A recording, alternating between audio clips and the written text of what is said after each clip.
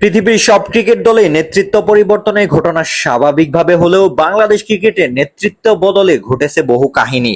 স্মরণ করলেই চোখে ভাসে সাকিব আল হাসান ও তামিম ইকবালের সম্পর্কের টানপোড়েনের কথা। এক সময়ের ঘনিষ্ঠ বন্ধুত্ব কিভাবে নেতৃত্বের দ্বন্দ্বে শত্রুতায় রূপ নেয় সেই ইতিহাস সবারই জানা।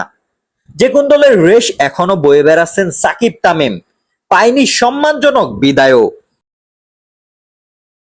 এবার যেন সেই একই রকম ঘটনা ফিরে আসছে নতুন এক মোড়কে। ওডিআই দলের অধিনায়কত্ব থেকে সরিয়ে দেওয়া হয়েছে নাজমুল হোসেন শান্তকে। তার স্থলে নতুন অধিনায়ক হিসাবে 1 বছরের জন্য দায়িত্ব দেওয়া হয়েছে অলরাউন্ডার মেহেদী হাসান মিরাজকে। তবে যেটা সবচেয়ে আলোচনার জন্ম দিয়েছে তা হলো এই সিদ্ধান্তের ব্যাপারে শান্ত অবগত হন সিদ্ধান্ত ঘোষণার প্রায় 5 ঘন্টা পর। এমন আচমকা পরিবর্তনের অভিমান প্রকাশ করেন শান্ত। প্রথম আলোর সূত্রে জানা গেছে এরপরেই তিনি টেস্ট দলের অধিনায়কত্ব থেকেও সরে দাঁড়ানোর ইচ্ছা প্রকাশ করেন।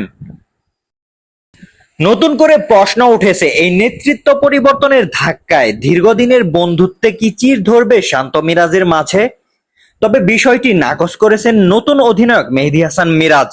আজ এক প্রেস কনফারেন্সে তিনি জানান তাদের সম্পর্ক অনেক দিনের।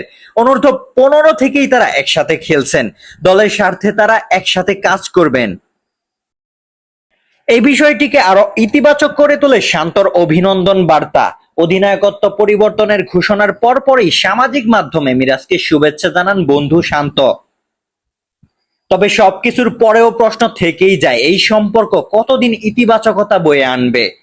নেতৃত্বের লড়াই বাংলাদেশ ক্রিকেটে যে কতটা স্পর্শকাতর তা বোঝা গেছে আগেও। এখন চোখ রাখা সময়ের দিকে, নেতৃত্ব বদল আনে ক্রিকেটের নাকি বন্ধুত্বের। রোশন মনির, অফ ফিল্ড।